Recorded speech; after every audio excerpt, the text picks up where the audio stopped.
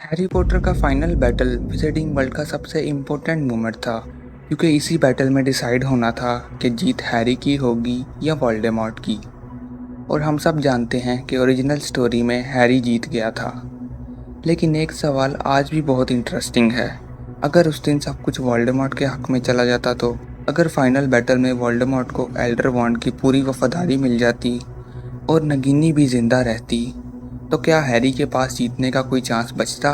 क्योंकि इस बार वोल्डेमॉर्ट के पास वो दोनों चीज़ें होती जो ओरिजिनल स्टोरी में उसके पास नहीं थी।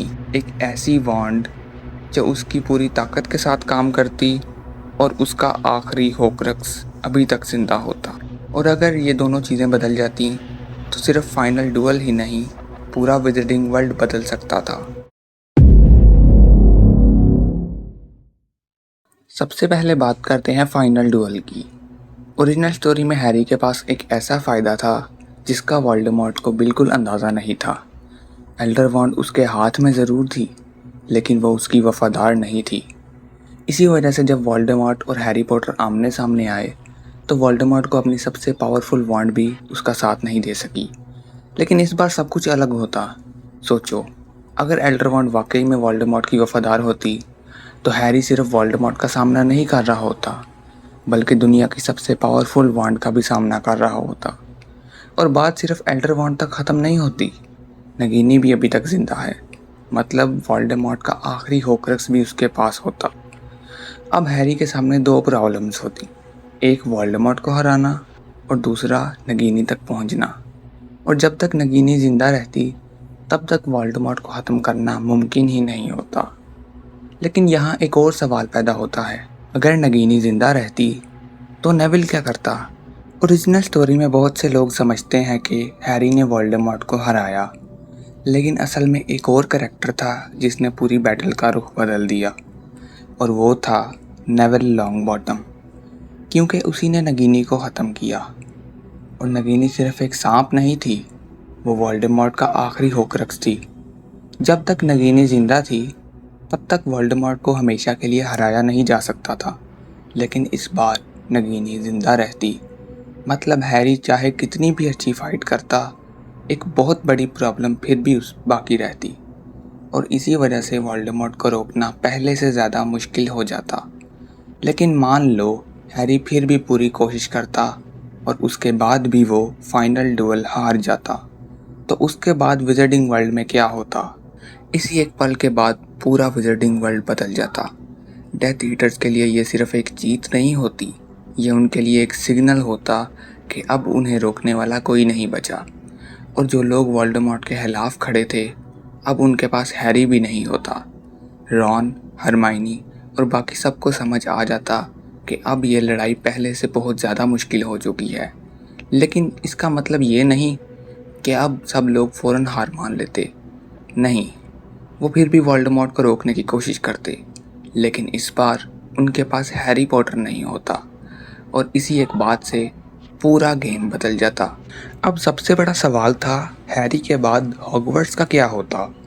बहुत से लोग सोचते हैं कि वोल्डेमॉर्ट हॉगवर्ट्स को तबाह कर देता, लेकिन शायद ऐसा नहीं होता, क्योंकि हॉगवर्ट्स सिर्फ एक स्कूल नहीं था, ये पूरे विज़ार्डिंग वर्ल्ड का सबसे इम्पोर्टेंट जगह थी। और वोल्डेमॉर्ट इस जगह को ख़त्म नहीं, बल्कि अपने कंट्रोल में रखना चाहता था। हो सकता था कि हॉगवर्ट्स वही स्कूल रहता, लेकिन अब वहाँ सब कुछ वोल्डेमॉर्ट के रूल्स के हिसाब से होता। स्टूडेंट को वही सिखाया जाता जो वोल्डेमॉर्ट चाहता, और जो उसके ख़िलाफ़ होता उसके लिए हॉगवर्ट्स सबसे डेंजरस जगह बन जाती। सिर्फ हॉगवर्ट्स ही नहीं, मिनिस्ट्री ऑफ मैजिक पर भी वोल्डेमॉर्ट का कंट्रोल और मजबूत हो जाता। अब उसके खिलाफ खड़े होने वाले लोगों के लिए हर दिन पहले से ज़्यादा मुश्किल होता। लेकिन हैरी के बाद सबसे बड़ा सवाल ये था कि रॉन, हरमाइनी और नेविल क्या करते। ये तीनों जानते थे कि वोल्डेमॉर्ट को रोकना कितना ज़रूरी है, और वो इतनी ही आसानी से हार मानने वाले भी नहीं थे। लेकिन इस बार उनके साथ हैरी नहीं होता, और इसी वजह से ये लड़ाई पहले से बहुत ज़्यादा मुश्किल हो जाती। सबसे ज़्यादा उम्मीदें शायद नेविल से होती, क्योंकि ओरिजिनल स्टोरी में नगीनी को उसी ने ख़त्म किया था।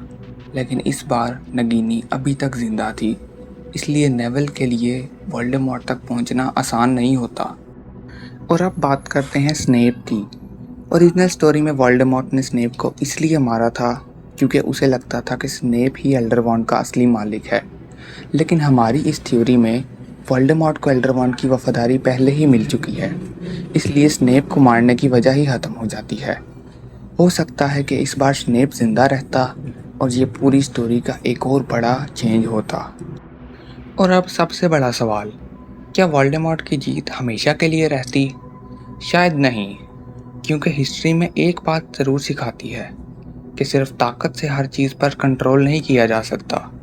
हो सकता है कुछ सालों के बाद कोई नया विज़र्ड उसके खिलाफ खड़ा हो जाता, या फिर रॉन, हरमाइनी और नेविल दोबारा एक प्लान बनाते। लेकिन एक बात बिल्कुल साफ है, अगर फाइनल बैटल में वोल्डेमॉर्ट को एल्डरवॉन्ड की पूरी वफादारी मिल जाती और नगीनी भी जिंदा रहती, तो हैरी पॉटर के लिए उस दिन जीतना बहुत मुश्किल हो जाता। और अगर हैरी वही हार जाता तो विजिटिंग वर्ल्ड की हिस्ट्री भी हमेशा के लिए बदल सकती थी। लेकिन अब असली सवाल आपसे है, आपके हिसाब से अगर वोल्डेमॉर्ट वाकई जीत जाता तो उसे रोकने की सबसे ज़्यादा चांसेस किसके पास होता? रॉन, हरमाइनी, नेविल या फिर स्नेप? अपना आंसर कमेंट्स में ज़रूर बताना। और अगर आप ऐसे ही हैरी पॉटर की थ्योरीज देखना चाहते हैं तो चैनल को सब्सक्राइब करना मत भूलें, क्योंकि अगली थ्योरी इससे भी ज़्यादा डेंजरस है।